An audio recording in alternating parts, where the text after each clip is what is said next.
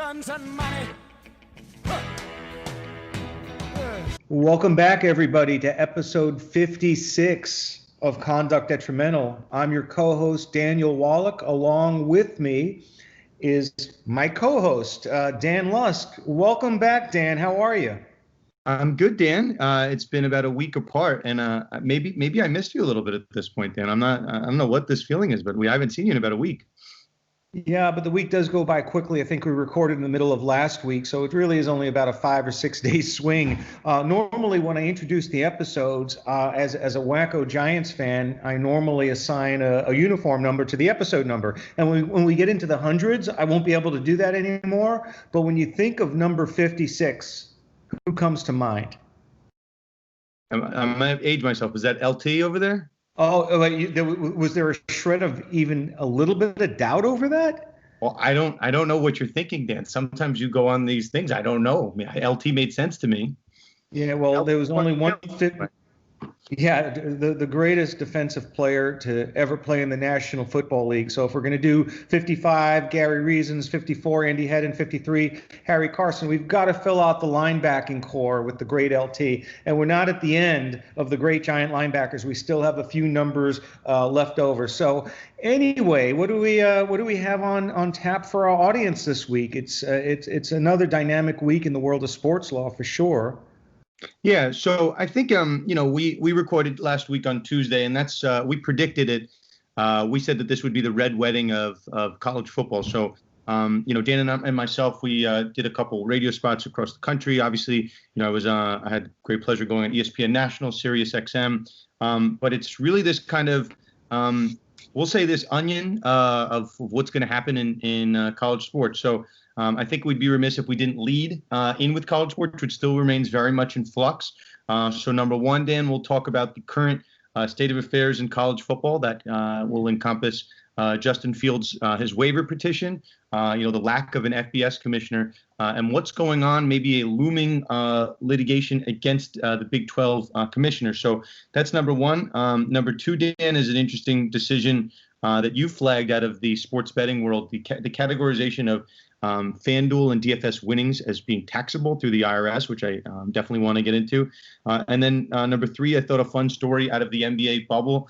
Obviously, the playoffs have started. The composition of these bubbles has changed because of obviously, lost some teams. Devin Booker and the Suns have sent home in the NBA, and I think is taking a calculated risk. But they're going to be allowing that bubble to be replaced by family members, but not casual relationships. So we'll get into that.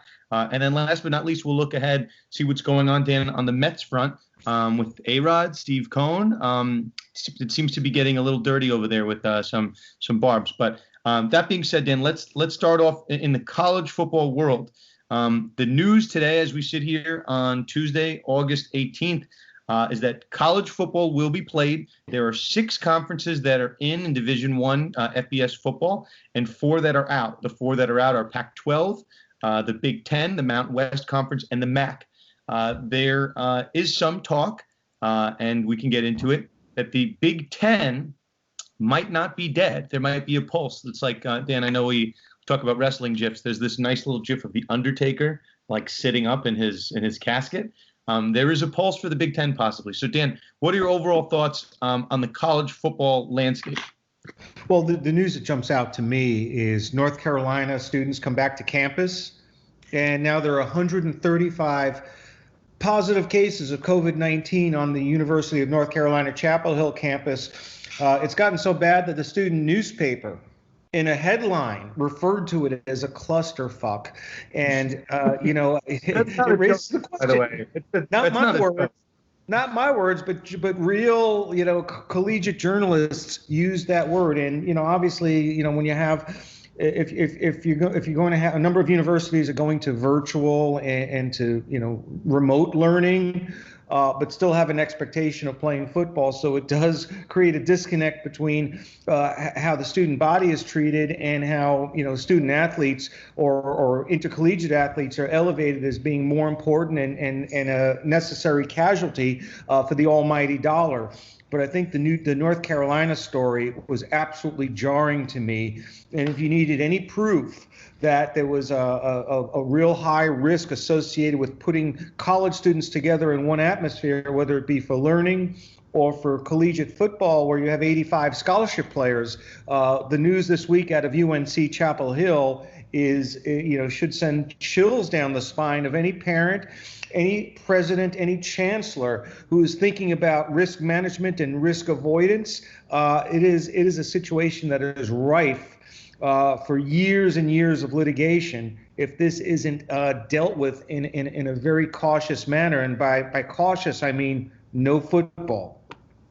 Yeah. So, Dan, I posted that link, that newspaper headline on my various forms of socials if people want to check that out.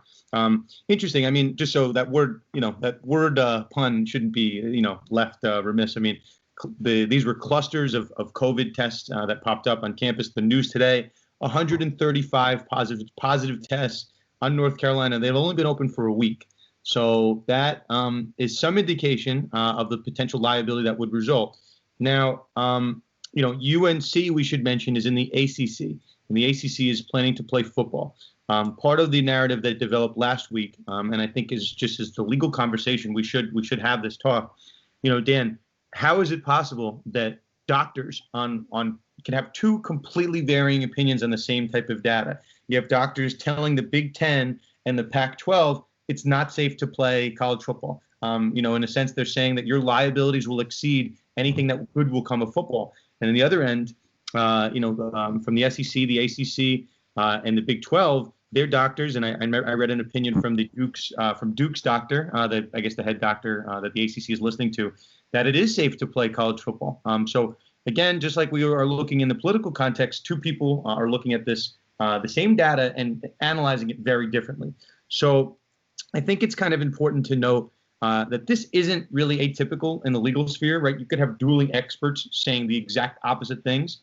But now we're in a world where college football is dependent really on the doctors. It's not dependent on, the sole opinion of the players. That takes me to where, I found really interesting. I know we wanted to talk about this. Justin Fields, he's the quarterback of Ohio State.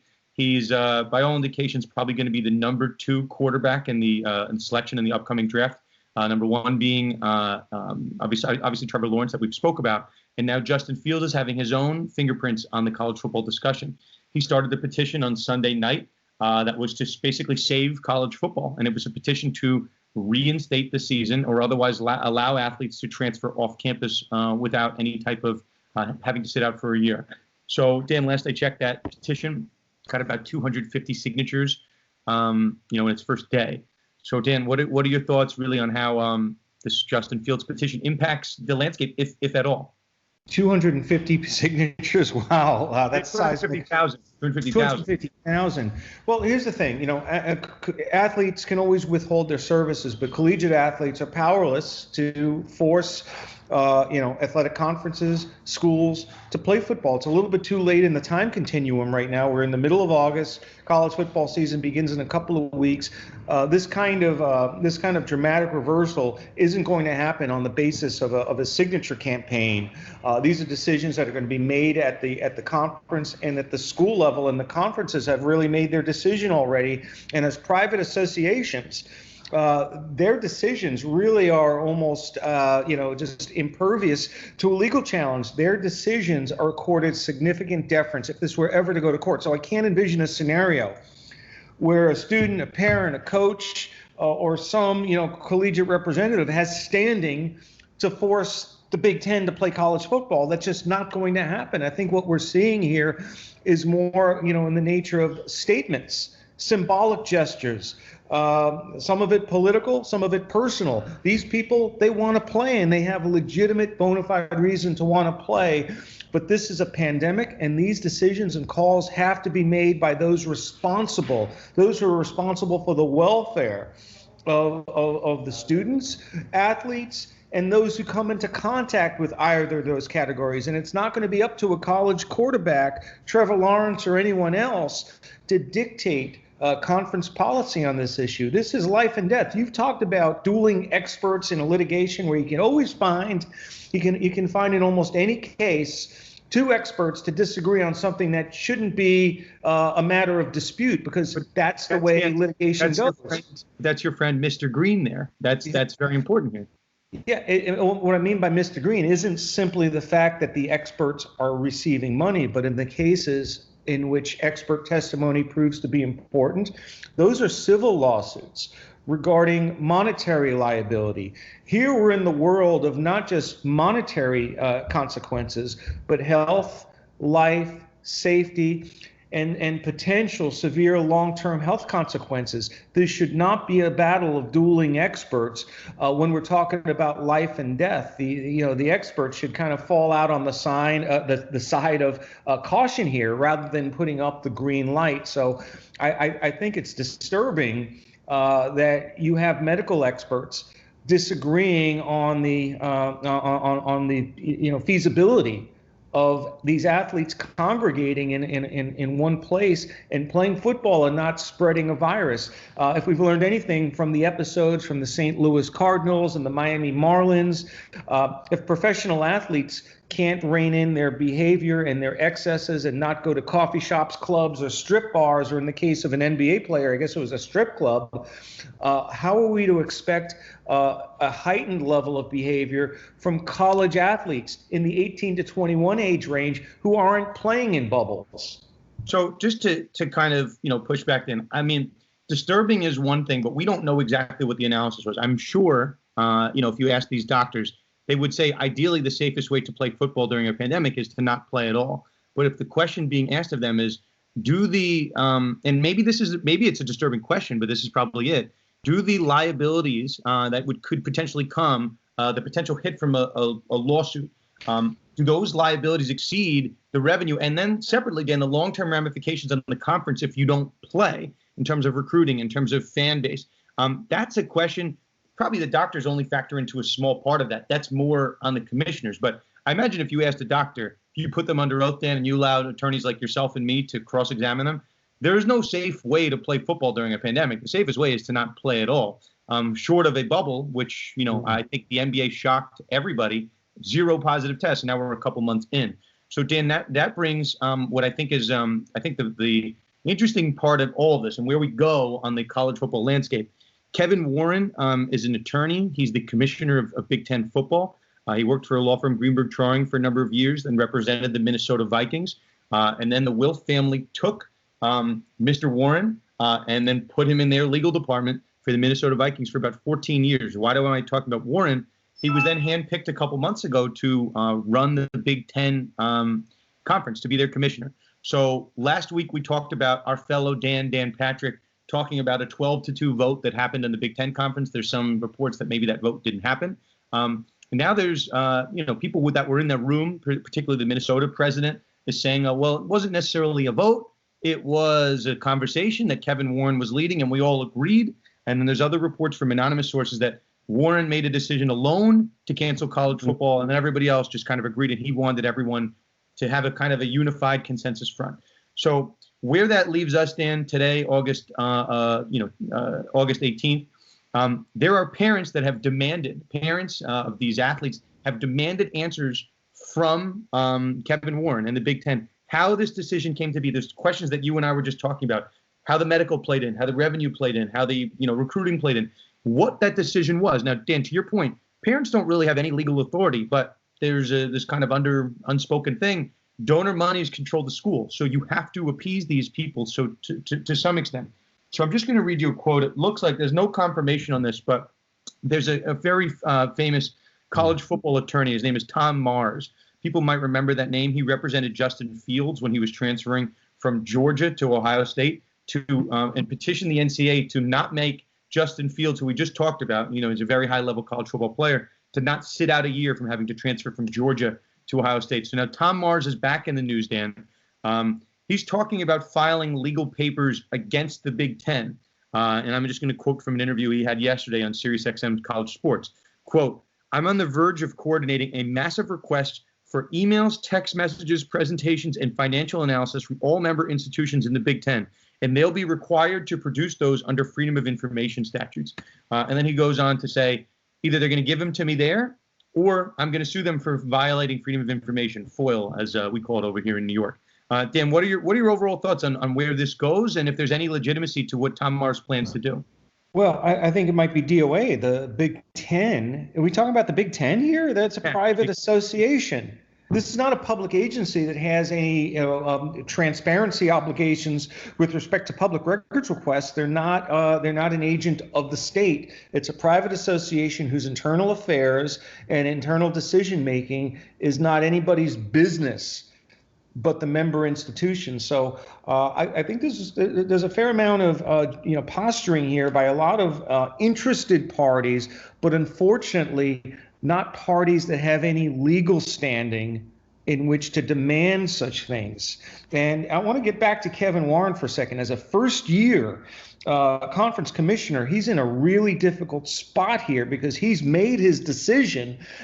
If he wavers or equivocates or backs down from this, he's going to be a one and done, just like a lot of the college, student athletes who play their freshman year and then declare for the draft.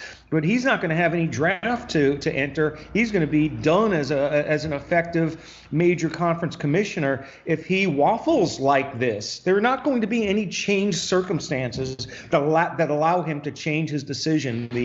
The circumstances are they're either static or they're getting worse. Right. Nothing has changed. Nothing has changed. Yeah, so to waver here makes him look incredibly weak, and I think he has very little choice as a first-year commissioner than to stand his ground. Personally, I think he's right. I think he made the right decision, but it's going to show he's going to need a lot of strength and fortitude to not buckle under to all the public pressure being foisted upon him by donors, parents, student athletes, maybe even some college presidents and chancellors. He's got to hold his ground, and I think this is really going to be a test of Kevin Warren's effectiveness as a conference commissioner. I mean, we had another first-year commissioner who faced a similar test, and his name was Adam Silver. And when presented with the controversy known as Donald Sterling, Silver passed it with flying colors. Like, whoa, banned for life. But keep going. Not as an edict. He did impose discipline immediately, but he took leadership of the situation immediately, made an unequivocal decision, stood by it, and never wavered. Kevin Warren, on the other hand, now has made his decision. It's the right decision, but unfortunately, as a new commissioner, someone without a very high profile and maybe not a lot of standing or relationships in the collegiate sports industry, he's in a much more difficult spot than Adam Silver. But he's got to hold his ground, otherwise he's going to be rendered totally ineffective as a commissioner. So I'm going to leave you with one last nugget for our listeners, and I want to give a quick shout out to Tina Butera, Dr. Tina Butera over on Twitter, who's been on top of this. Kevin Warren has a son who's playing for Mississippi State that's in the SEC conference, and he's playing football. So not the optics of it's not safe for the Big Ten to play, but it's safe for my son to play in the SEC. Interesting. I'm not commenting either way, but interesting. So he's definitely in hot water. That story is not going to go away anytime soon. And Tom Mars has said that transparency, that's what's lacking with the Big Ten decision. So we'll see what happens on that regard. So now, Dan, moving on to our second topic, one that is near and dear to you and your personal practice in the sports betting space. This new decision and the new IRS ramifications of FanDuel winnings and DFS winnings. This could mean a lot to bettors. I mean, it escaped real tough tax ramifications for years, but it looks like the tides might be changing again. So what are your takes on the situation and kind of what's transpired to fill our listeners in? Well, I wouldn't look at it as the daily fantasy sports industry escaping ramifications. I think the IRS memo from a lawyer within the Internal Revenue Service isn't binding on anybody or any court, and it doesn't necessarily hold up to scrutiny as I've taken a much closer look at it. This is an analysis over whether these daily fantasy sports contest entry fees, the entry fees that all the DFS players contribute to be part of the contests, whether those are taxable wagers. And if they are taxable wagers, the IRS is going to want a cut of them in the sense that if it's an authorized wager under state law, the the tax would be 1/4% on on an authorized wager. If it's an unauthorized wager, the tax would be 2%. For companies that are engaged in daily fantasy sports going back 10 years of offering entry fees, this could potentially create an $8 to $9 million exposure.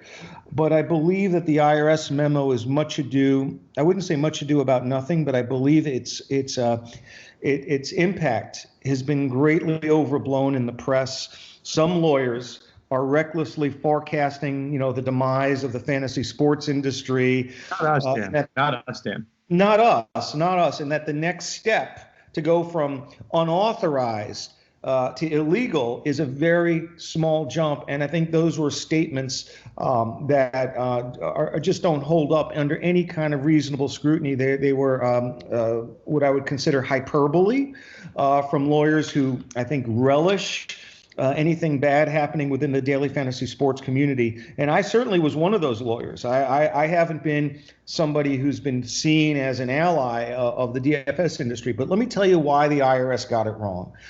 Their whole supposition of a contest entry fee being a wager flies in the face of how wagers are defined under case law. A wager, and the IRS, the Internal Revenue Code, does not define wager.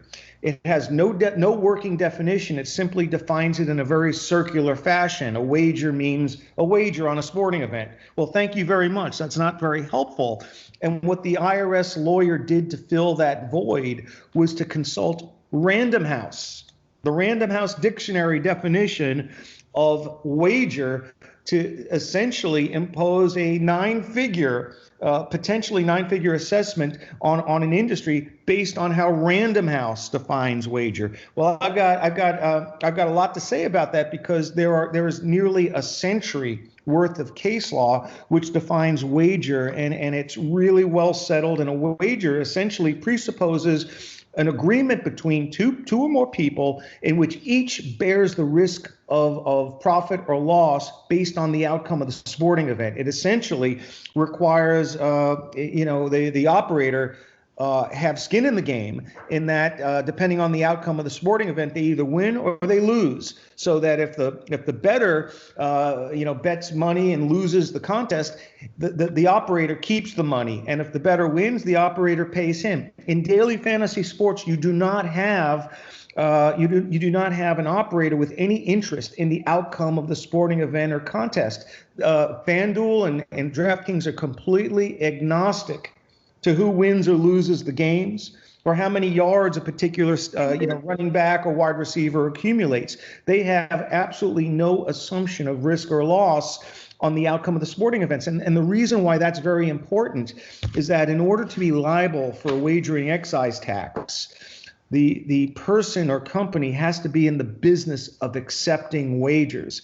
And that term is defined both as a matter of statute, case law, and legislative history to require that the person be engaged in the business of accepting wagers for profit as a principle, with the assumption of a risk of profit or loss depending upon the outcome of the game. And that just does not exist in the daily fantasy sports environment. That only exists with respect to house-banked traditional sports betting. If you place a bet with William Hill and you lose, they keep your money. If you win, they pay you. That's a wager. DFS doesn't work that way, and nearly every single judicial decision which has addressed the question of whether contest entry fees are a better wager have concluded that these entry fees aren't bets or wagers, but are merely purses, prizes, or premiums that fall outside the definition of bet or wager. And the leading case on that subject is a Las Vegas Supreme Court ruling in a case called Las Vegas versus Hacienda. And the Third Circuit U.S. Court of Appeals in the Christie 1 decision also recognized that DFS entry fees are legally different and distinct from traditional sports wagers. So I think at the end, this ruling doesn't really have any force of law today. And ultimately, when it materializes in a judicial dispute, I think the courts are going to come down on the side of these these entry fees not constituting wagers, and there really won't be any long-term repercussions that the industry faces. Certainly, this will not spill over into other areas of federal law, such as the Wire Act or the Illegal Gambling Business Act. It is confined to federal taxation, and the requirement of being in the business of wagering is so narrow, and it requires, basically that the operator have a risk of winning or losing based on the outcome of the event. So I think it was wrongly decided, and ultimately this battle will be decided in the favor of the industry. So before I comment on that substantively, you reminded me of an interesting story. I have tried one case at the appellate level. It's the third department. I had an election law case in Albany really early on in my practice, a lot of fun. But I remember they gave me 5 minutes to go, and the judge, was waving at me in the middle of my 5-minute thing I was doing.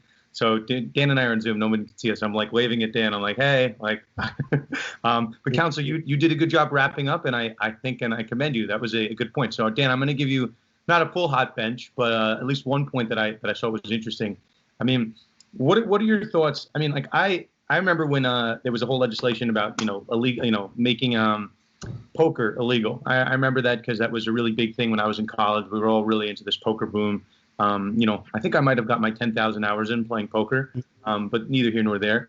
I remember though that the conversation was whether poker was a game of skill or a game of chance. And as someone that's played poker, I've gotten significantly better. I got significantly better from hours and hours of playing poker. So someone at some point made the distinction when it came to poker that poker was a game of chance. Same conversation happened, with DFS, obviously, not just so long ago. But I have a problem, Dan, if this guy's taking definitions from Random House. First of all, he should be taking definitions from Webster, because everyone knows that that's the correct dictionary of choice. That's an unofficial sponsor of this podcast. Don't forget Miriam. Miriam, and aren't they hyphenated? Isn't it Merriam-Webster? Aren't they married? The joinder of two royal houses, Miriam and Webster? You're laughing. I think there is some collaboration between the two houses, but neither here nor there. I just think at the end of the day, Dan, you're kind of hitting the nail on the head. You got to ask the people that understand what wagers are, right?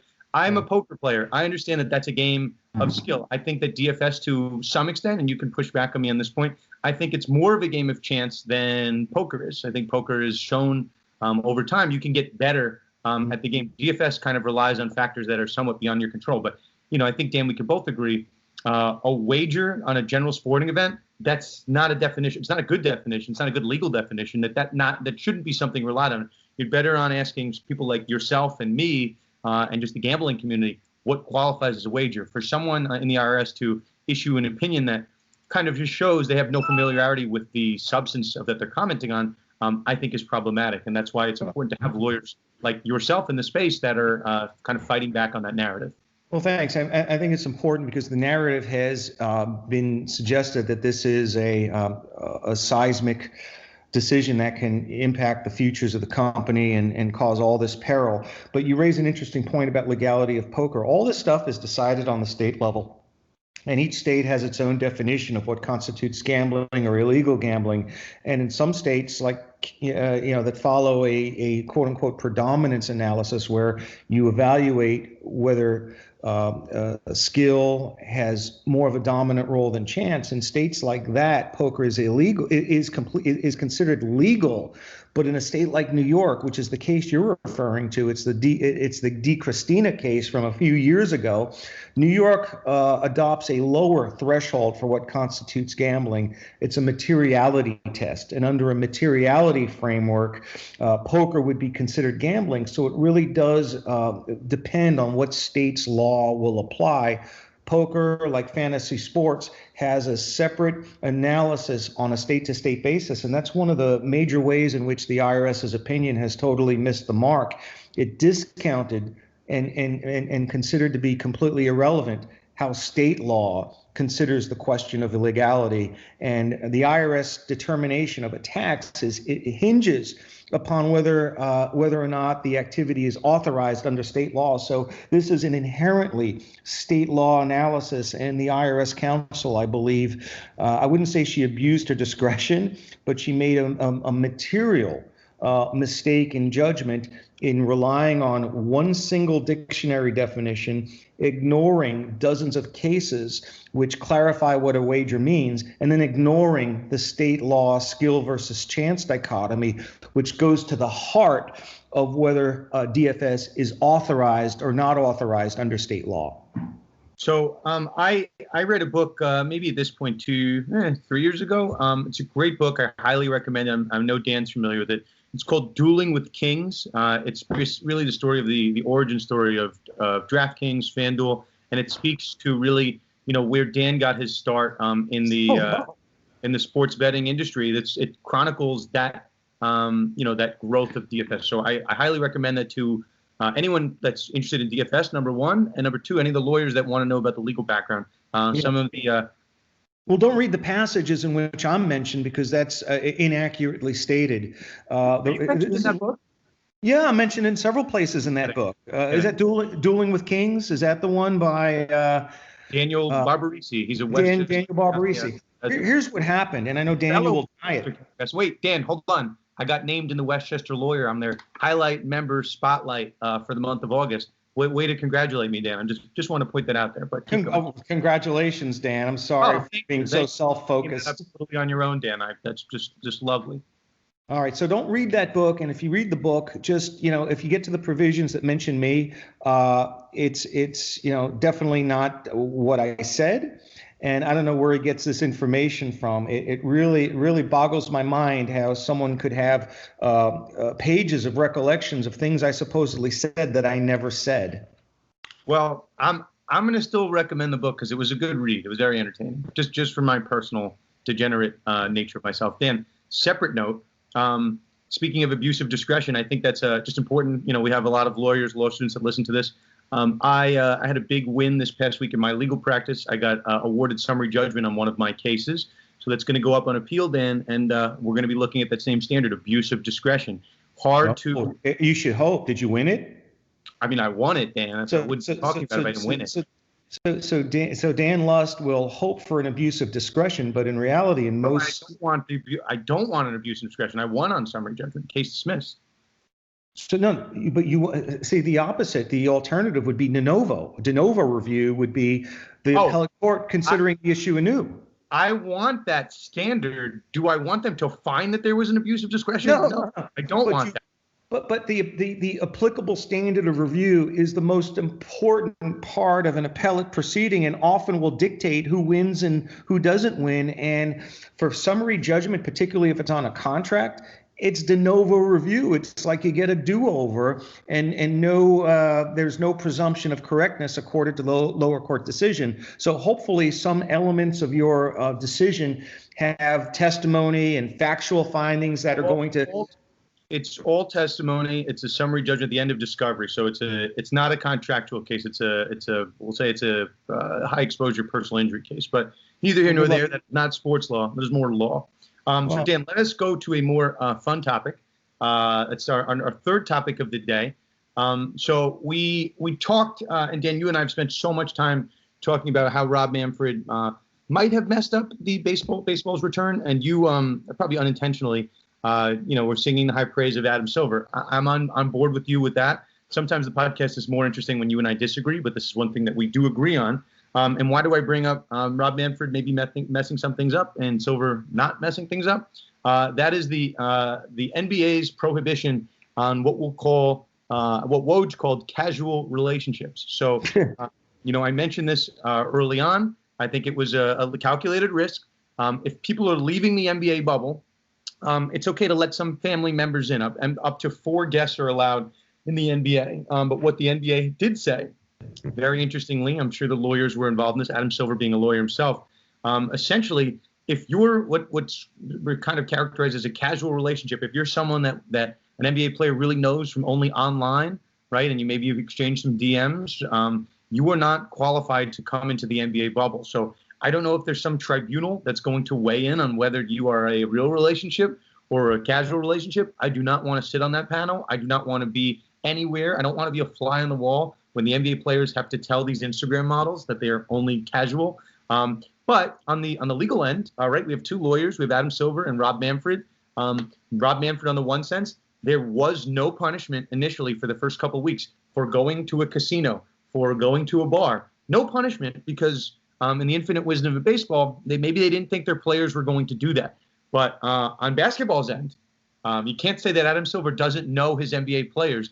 On July 17th last month, an Instagram model, whatever you want to call an Instagram model, Instagram influencer, she made her way into the bubble, took a picture of herself in the bubble, and she said the season's going to be shut down soon because I'm in here.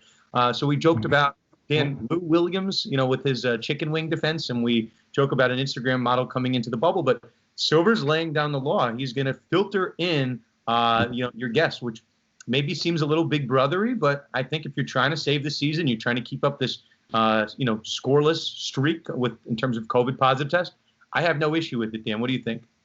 Well, I mean, it's a rule that's necessary, but it's so ambiguously defined what casual is. I mean, remember the experience of the anecdote of Monte Teo, the Notre Dame football player he was catfished online and supposedly had this intense, committed relationship with someone he had never met. Manti Teo.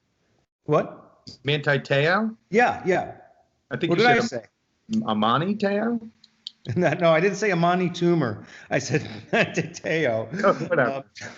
But NBA players have, not all of them, but there's just a history of NBA players going to strip clubs and models and porn stars loving to get photo ops with NBA players. So that's certainly a history that justifies a rule like this because one person gets in the bubble that could create a spread of the virus. You have to have a zero tolerance policy, and if you're going to limit or have exceptions, the exceptions have to be very narrowly defined to your family and to really close individuals. The entire goal here is to keep people out of the bubble, not to make more and more exceptions for people to come in, because that's going to defeat the purpose. The NBA and the NHL have had a pretty exemplary record so far of safely conducting their games, and what differentiates those leagues from Major League Baseball and college football and the NFL is the openness of the latter and the cloistered and the protected, bubble atmosphere in which those other leagues play, and it bears out in the numbers. So, I give Adam Silver a lot of credit for clamping down here, even if the standard is somewhat amorphous. So, on that, Dan, we missed a story. It was just right after we finished recording last week. A rookie cornerback for the Seattle Seahawks. It's Kema Siverand. I don't know, Dan, before I tell you, do you know the story? I'm looking at your face right now. No. This is a pop quiz. It's a fun story. Yeah, he was cut, right? Was that the player who was cut? He was cut because he tried to game the system. He tried to dress his girlfriend into the facilities wearing a Seattle Seahawks uniform. And they caught him. I think it was video surveillance. They caught him, a girl wearing, I think, pads or Seattle Seahawks uniform, sneaking her in. So you can break bubble protocol, but you do so at your own risk, and you do so at the risk of your team and the league. So I know, we probably could have dedicated a separate topic to this, but this is now a rookie NFL cornerback who's now dismissed from the team, and showing that he views himself above the team. So I'm not sure if this guy's going to get another chance. Now, Dan, similarly, I don't want to spend too much time in it because I want to make sure we get to other topics. But going to baseball very briefly, I do want to give credit where credit's due for Rob Manfred. They have switched gears since originally not having a protocol, and then they assigned these MLB compliance officers to try to make sure that guys weren't sneaking out and pulling what they did in the Seattle Seahawks. So two pitchers, Zach Plesac and Mike Clevenger. Clevenger, he's one of the best pitchers in baseball for the past couple of years.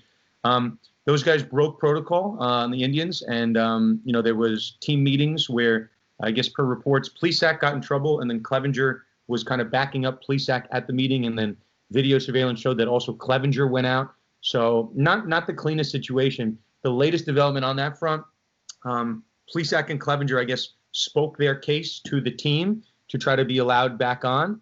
And I don't know how well that was received because Oliver Perez, another pitcher on the team, came back and said, if you are to allow those guys back in the team, I'm opting out of the season. And now I guess management listened to Oliver Perez and whatever other players are speaking up. Both high-level players on the team, Plesac and Clevenger, optioned to the team's minor league camp. So, credit where credit's due for Manfred in Major League Baseball. They've reversed course in a much more stricter approach. I mean, these guys are high-level players for a competing team. The Cleveland Indians are now no longer with the team. Maybe not canned for good, but definitely sending a message on that. I don't know that Oliver Perez is the best emissary or ambassador for that message. A 39-year-old non-essential relief pitcher, but non-essential relief pitcher, Dan. That's blasphemy. Did you watch him pitch for the Mets? I watched he's still in the league. Mets. I watched him destroyed for the Mets, but don't say he's non-essential. That's blasphemy. But it does underscore the need for esprit de corps within the locker rooms and within the clubhouse. If you have dissension within the clubhouse over whether some players are violating COVID-19 restrictions, that's a pretty big deal. That's not just the normal scenario. The players violating these rules place everybody at risk, and for the team not to do anything would create or elevate the risk of having widespread dissension and disharmony within a clubhouse, and that's a killer for any team sport, whether it's basketball, hockey, football, or even something as individual in nature as baseball. Yeah, there is team spirit in baseball. And a number of years ago, the Boston Red Sox had a really bad clubhouse dynamic that led to a house cleaning. Manager was fired. I think the general manager was fired. So a team's success is not just attributable to the talent on the field, but also to the harmony within the clubhouse. And in a COVID-19 environment, you risk alienating the vast majority of your team if you allow players to skirt the rules without consequences. So, Dan, I'm going to push back because this podcast is more fun when you and I disagree. Don't be alarmed. Don't be alarmed. Okay. Dan, hold on a second. I want disagreement, but you and I see eye to eye on a lot of things, which is probably which is potentially a problem because people like to see fireworks. First name here, Dan. I think we're on the same Dan wavelength a lot. The Dan link. Okay. But believe me, there are a number of sports law people out there. If they were my co-host, I would disagree with them on everything. And I think we know who they are, pretty much everything. But with you, I think we have similar sort of perspectives on life, on sport. And I don't think we're just being polite with each other. It's just how it goes. And hopefully we still have a riveting conversation where we make both points and kind of raise the both sides of the issue. But no, I don't like to disagree just to make a great podcast, but feel free to disagree with me. It's just, you're not that guy. I'll disagree with you when I see fit. But Dan, you've now criticized Oliver Perez, and I think your Mets fandom is getting to the best of you because Oliver Perez, at one point, and then people that don't know me, I'm a habitual fantasy baseball freak. I've this past year I'm taking the year off just because of all the chaos. But Oliver Perez, Dan, I was once in a relievers only fantasy baseball league. I'm getting the weeds here. Oliver Perez, the last 3 years, Dan, for the Cleveland Indians, a high level team. This is 2008, 1.39 ERA, 51 appearances. Last year, 4.0 serviceable, 67 appearances, and now this year, Dan, a sparkling 1.13 ERA. Now we're basically a third into the season. Oliver Perez has reinvented himself, Dan, and now I'm going to transition. Watch this beautiful transition here. Did I ruin it because I'm calling it a transition? But anyway, neither here nor there. Oliver Perez, right? That was ages 36 to 38. He was with the Mets, Dan, from ages 24 to 28, and a not so shiny 4.71 ERA. Some would say, Dan. Some would say, leading us to our fourth topic, some would say the Mets are cursed. And now, Dan, let's get into our fourth topic, the looming decision from the Mets, the Wilpons, to change ownership. And now it's a decision between Steve Cohen, we'll say the billionaire, or the A-Rod Group. I'll let you respond to my Oliver Perez comment if you so dare, because I have the numbers. I have Baseball Reference staring in front of me. But Dan, take your pick: Oliver Perez debate or Mets ownership debate? Mets ownership debate. I think Oliver Perez. I'm going to W on the Perez one. I'm going to take that one. I'll give Oliver Perez his due, and it was probably an unfair attack by me on his bona fides as a relief pitcher. Blasphemous, outrageous, but it's okay. I'll agree with you there. That went over the line, and not only went over the line, but was incorrect. But make no mistake about it, on the future of the New York Mets ownership, this is essentially it's going to dictate how the Mets are for the next generation.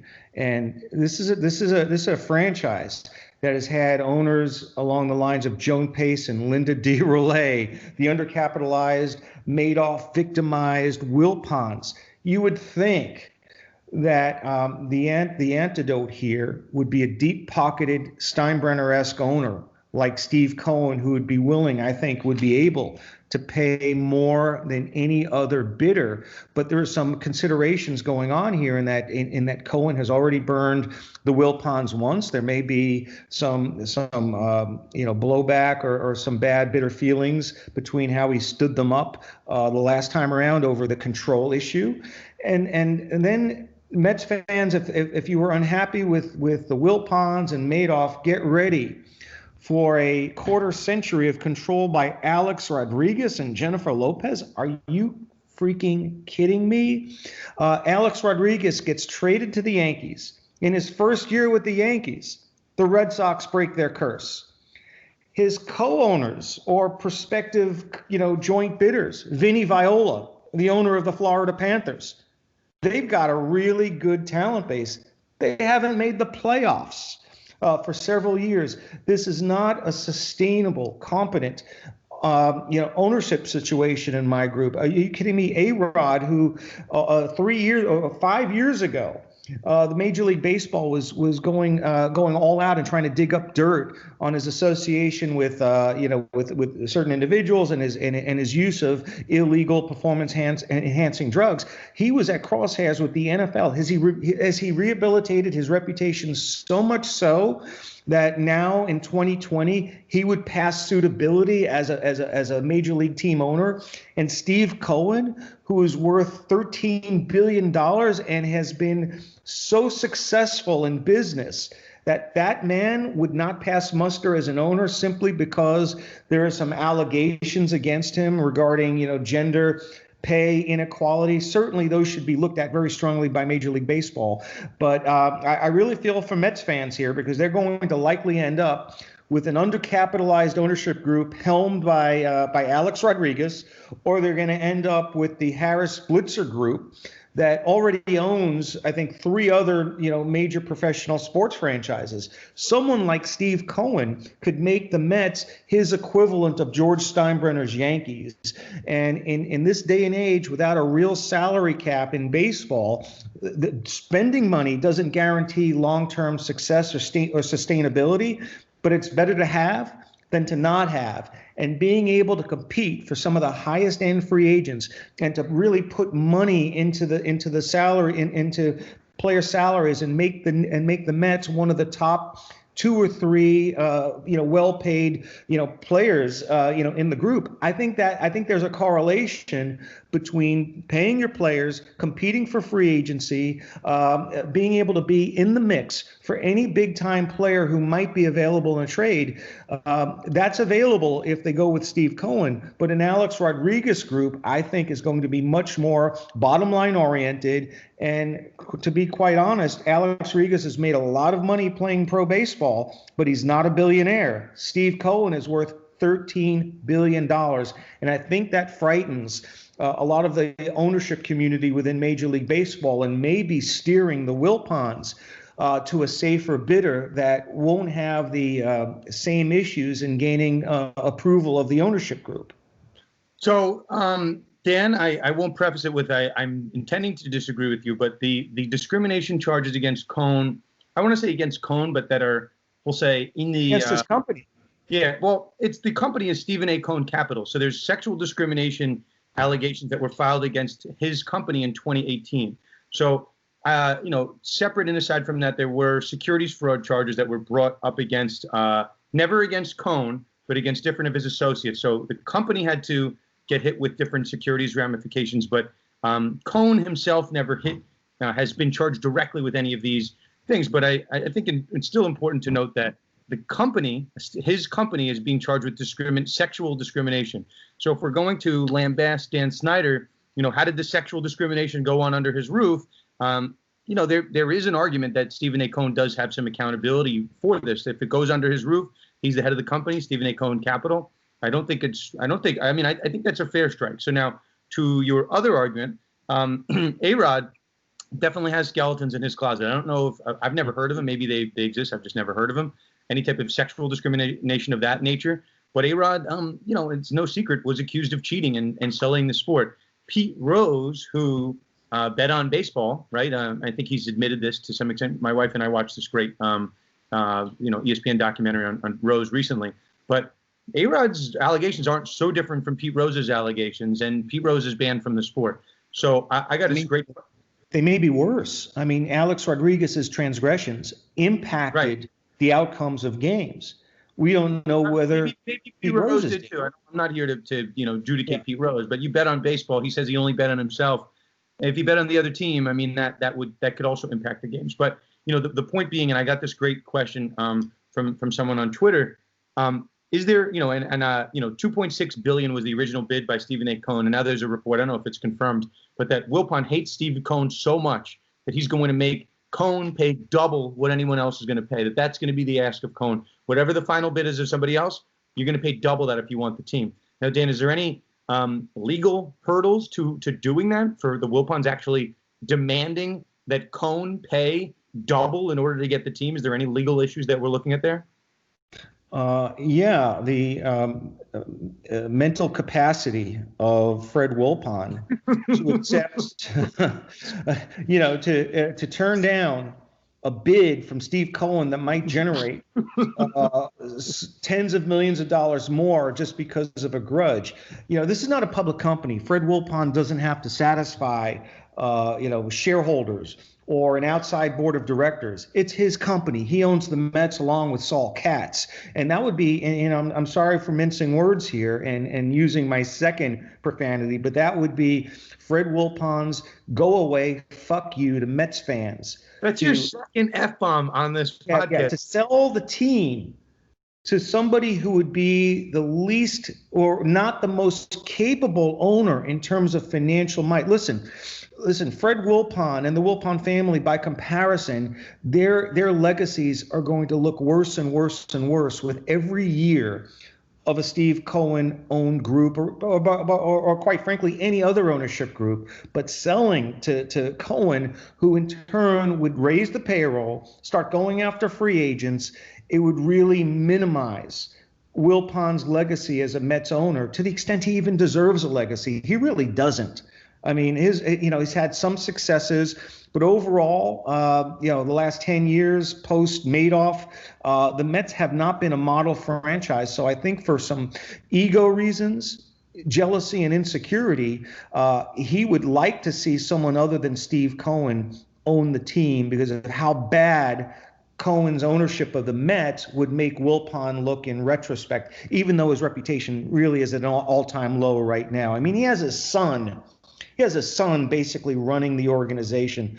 His son with absolutely no qualifications in management and business, basically a failed baseball player whose sole qualification for running a major franchise is that he's in the same bloodlines as Fred Wilpon. And you could make the case that Hank Steinbrenner and the Steinbrenner family is along the same lines.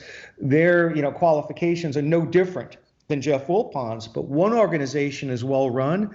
The other is an absolute mess. And for Wilpon to do anything other than do what's in the best interest of Mets fans, I think would be such a shame. And the way it's headed right now is I think he's so insecure and feels so bitter about that sale price or that sale collapsing that he would look for any reason to sell to someone other than Steve Cohen. And I don't think it's going to require more than double the amount. But if the Mets were worth, or if the bid on the Mets was $2.6 billion pre-pandemic. I can't see how it approaches anything close to that in the current environment. I think we're looking at a $2 billion range, a $2 billion range. And if Cohen wants to grab the team, he can outbid anybody. It's just a question of playing poker. How high does he need to go? If he's willing to match the pre-pandemic sale price, it's his, unless Fred Wilpon takes utter leave of his senses. I mean, my only concern is that Wilpon's son is not named Dan, or else I would totally trust his judgment on running the team. No, but seriously though, I mean, A-Rod, I can see the argument why A-Rod would be better for baseball overall. I mean, baseball throughout this pandemic, Dan, has been getting hammered just in PR in terms of ratings.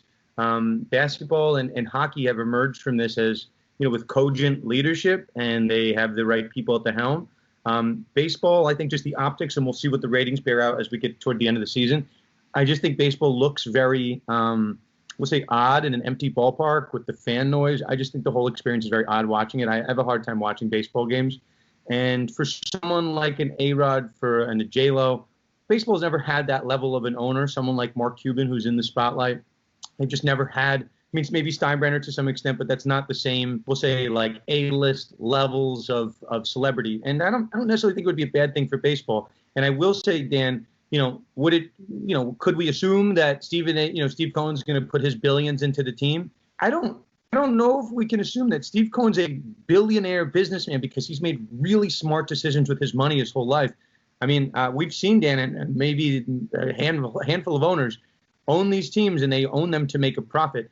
Across sports, we've seen that buying a major league team in any sport, like the Clippers or the Bucks, the revenue and the value of those organizations double, triple, quadruple in like 10 years. So it's the best asset to own. I always thought, Dan, if I'm a multi-billionaire, the best asset for me, not necessarily like what's cool and what's not cool, the best asset from a dollars and cents level could just be buying a team. And then, if you don't run it as poorly as the Wilpons, the value will go up. It's the New York Mets. So I don't necessarily think it's a guarantee that Wilpon's going to inject, his fortune into the Mets. When, Dan, as we've started the conversation, my opinion on this is the Mets are still cursed. So why are you putting billions into a team that's going to finish without the championship anyway? Well, every team's fandom thinks that they're cursed. I'm a Rangers fan. I thought the Rangers were cursed for 54 years. Eventually, they won a Stanley Cup. The Giants had 13 years of lousy football. Can you imagine 13 years? 13 years is not an eternity. They won 4 Super Bowl titles. The Jets, oh my God, going back to 1969, they too will win a Super Bowl at some point. I think it's a long way to compare Alex Rodriguez to Mark Cuban. Mark has real money. Alex is just the front person for the ownership group, and the real money behind the scenes is Vinny Viola from the Florida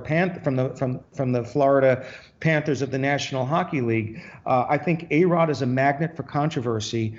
Everything that he's done over the course of his professional life attracts a lot of negative attention. He just can't help himself.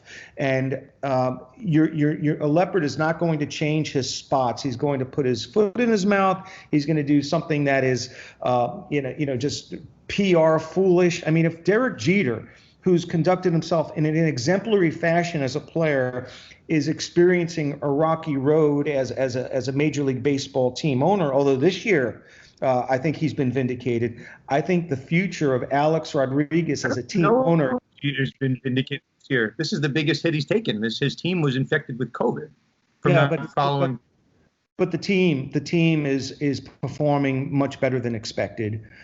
He made some difficult player personnel decisions that he was lambasted for at the time, and I think over a long term he will likely be vindicated. But the point is, if Derek Jeter can't enjoy a smooth honeymoon, Alex Rodriguez, who's a magnet for controversy no matter what he says or does, is going to have it 10 times worse in the crucible of New York City, where every action, every step is magnified times 100. He's not exactly one of the smoothest people in dealing with controversy, and I think he'll bring more of the same to the Mets if he's the symbol and the leader of this organization, somebody who hasn't accomplished anything of the magnitude of either Steve Cohen or the principals in the Harris Blitzer group. I mean, he's just basically a front person for somebody else's money.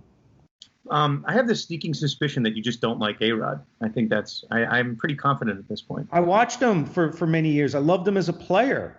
I absolutely loved him as a player, but there's just so much bad karma and bad juju around him that I can't imagine that goes away. And as an owner, it's going to be completely different. I'm going to disagree, Dan. I think that A-Rod could be good for the sport. And you're right. He's not like Cuban on a dollars and a businessman level. That's probably closer to Cohn. But on a celebrity level, who knows who, right? Who knows the Blitzer group? Who knows Stephen Cohn? Yeah. You and I know them. But the sports fans in general, the one that you want to turn on the eyeballs, they know who A-Rod is. And I want to push back at you a little bit on Jeter. Jeter started off on a rocky road because his first trade, right? Let's get rid of Giancarlo Stanton. That's my first move as you know, part of the Marlins. Who am I going to trade him to? Let's trade him to the Yankees. That makes so much sense. So Jeter, I think, rightfully got crushed for doing that. The optics did not look good at all. So, wait, you know Dan, you know who wants a mulligan on that trade? The Yankees, who are now stuck with Giancarlo. Why? They want Starlin Castro so bad? Starlin Castro's not that good. But the optics look terrible. I mean, I'm just going to say, Yankees can afford Stanton's salary. That's one thing. But the optics of you have 30 teams to trade Stanton to. And I remember, you want to hear the crazy part? I'm a San Francisco Giants fan. There was a deal done to trade Stanton to the Giants. And the Giants are terrible now. Probably would be a little less terrible with Stanton. But that's how to look terrible as an owner of a team. I mean, this isn't necessarily a legal topic at this point, but I think that A-Rod, Dan, and we can talk as much, you know, what he did poorly in his career, you know, in the whole steroid clout that he was involved in.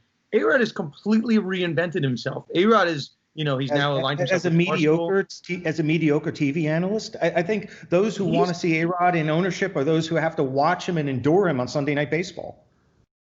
I'm just going to tell you, Dan, A-Rod was probably his Q rating, whatever you want to call it, was like 0 when he was in Major League Baseball. And now the guy, and he's on the verge of, and I'm watching stories by Bob Nightingale that he's the front runner, that he's the Mets pick, he's Major League Baseball's pick. The guy's reinvented himself. So I don't necessarily think it would be a bad thing. I don't think it would be a bad thing. Steve Cohn would not speak. He'd be in the background. Maybe he'd spend money. Maybe he wouldn't.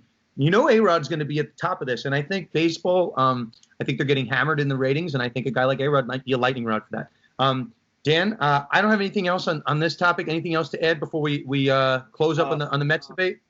No. I think it's been an eventful week, a good episode. We've covered a lot of terrain, and you know, this is not we can't go 2 hours here. Eventually, when we get our own show, maybe we could do a 2-hour block. But I think this covers a lot of territory, at least for this week. You know, it's been another good one, and I look forward to seeing what's in store for the sports law world within the next week. We may be getting decisions in the Zion Williamson case.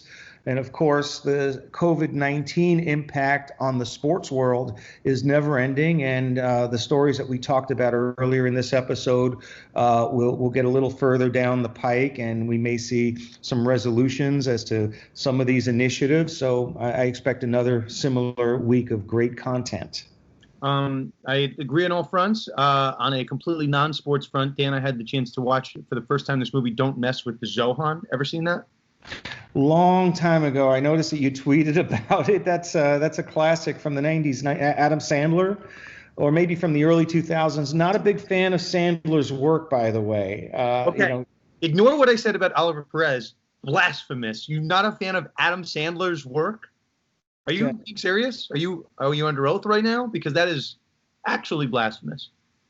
I wouldn't say I hate it, but I think as a comic genius, he's vastly overrated. He's not a Woody Allen. I go for a little bit more cerebral humor, but Adam Sandler has had some great moments in film. So the reason I bring up, I'm going to put that aside, Dan. We'll talk about that offline. I'm not let you slide with that comment. Shows our age difference, I think, the generational gap. Listen, I don't think Zohan's a good movie. I was just bringing it up. I think it's one of the strangest movies of all time. It's on Netflix. I would recommend it because it is so absolutely bizarre. I'm on a binge right now with my wife on Judd Apatow movies. We saw King of Staten Island recently, which was very good. I highly recommend that. Obviously, but that's neither here nor there. So, Dan, I'm ready to put this in the books. Again, we have a lot to look forward to this week. As Dan mentioned on the last episode, it really helps grow the show if you can leave us a review on Apple and rate the podcast as well. 5-star reviews are very much appreciated. And that being said, Dan, I think we can put this in the books, and we will see you next week on another episode of Conduct Detrimental. As always, Dan is on social media at Wallach Legal, myself, Dan Lust at Sports Law Lust, and the show Conduct Detrimental is at Condetrimental. To all of our listeners out there, thanks as always, and to Mike Piazza, I'll talk to you soon.